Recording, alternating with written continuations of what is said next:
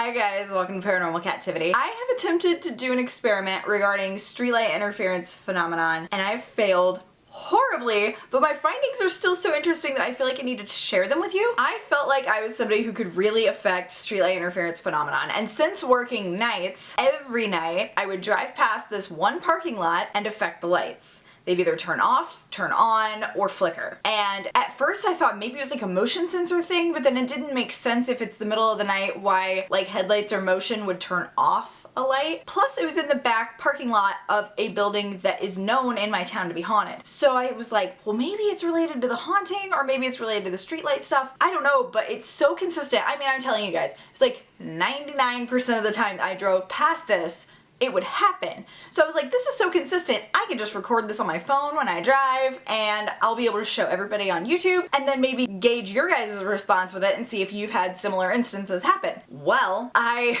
started recording. As I would turn on to the street, I would click on my video camera on my phone. It would always happen when I got to a stop sign somewhat close to it, or occasionally it would happen when I was right next to it. So I would have the camera out pretty early on, and every single time I turned on that stupid camera, nothing would happen at all. And I'm telling you, for months it had happened repeatedly. Like I could drive to and from someplace within half hour, 40 minutes, and it would happen each time I drove by. I was just shocked that it was not working. I started to notice while I was doing this that other lights would turn off or on before I would turn on my camera in other areas of town. So like I'd be driving down one street, getting my phone ready to record, getting the phone out, unlocking it, and I'd look up and a light would go out. And I'd be like, dang it, I don't have the camera out yet. And so this went on for weeks, and I was just resolved to the fact that, okay, maybe if I do influence streetlight interference phenomenon, maybe I am blocking it. Maybe the influence can't have a stipulation of it's gonna get caught on camera, or else you're doing some type of mental block of the activity, which makes sense to me, but I didn't know if that would make sense to any of you. So I just wanted to pose that as a question to you guys and see if maybe there's any way that those of you who do feel like you influence streetlight interference phenomenon, please try and record it and let me know if you have success with it, because I just could not get it to work. It might be circumstantial. I feel like if I had like a GoPro attached to the front of my car, I feel like if it was there all the time, I would forget that it was there after a certain period of time, and then it might have activity where it would show itself. But I think as long as I am actively aware of where I'm looking